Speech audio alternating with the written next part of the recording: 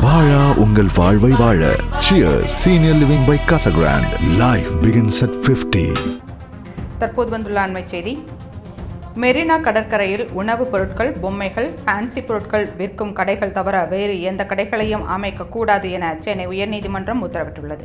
நீலக்குடி சான்று பெற்ற பகுதிகளாக அறிவிக்கப்படும் பகுதிகளில் எந்த கடைகளையும் அமைக்கக்கூடாது என்று சென்னை உயர்நீதிமன்றம் உத்தரவிட்டுள்ளது. உழைப்பாளர் சிலையின் பின்புறம் அமைந்துள்ள நிரந்தர கடைகளை அகற்ற வேண்டும் என்று சென்னை உயர்நீதிமன்றம் உத்தரவிட்டுள்ளது. உணவுப் பொருட்கள், பொம்மை, ஃபேன்சி பொருட்கள் விற்கும் கடைகளுக்கு மட்டுமே அனுமதி வழங்க வேண்டும். 1417 கடைகள் அமைக்கும் திட்டத்தை மறு ஆய்வு செய்து எண்ணிக்கையை குறைக்க வேண்டும் என்று உயர்நீதிமன்றம் உத்தரவிட்டுள்ளது. தற்போது வந்துள்ள அண்மை செய்தி.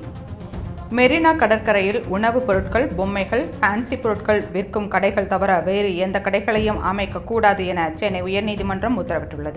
நீலக்குடி சான்று பெற்ற பகுதிகளாக அறிவிக்கப்படும் பகுதிகளில் எந்த கடைகளையும் அமைக்கக்கூடாது என்று சென்னை உயர்நீதிமன்றம் உத்தரவிட்டுள்ளது.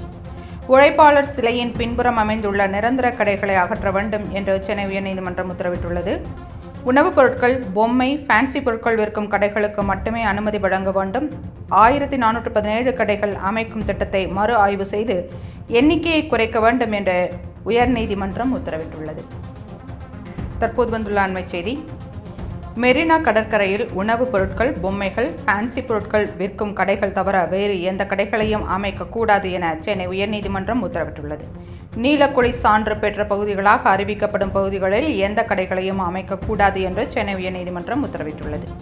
உழைப்பாளர் சிலையின் பின்புறம் அமைந்துள்ள நிரந்தர கடைகளை அகற்ற வேண்டும் என்று சென்னை உயர்நீதிமன்றம் உத்தரவிட்டுள்ளது. உணவுப் பொருட்கள், பொம்மை, ஃபேன்சி பொருட்கள் விற்கும் கடைகளுக்கு மட்டுமே அனுமதி வழங்க வேண்டும்.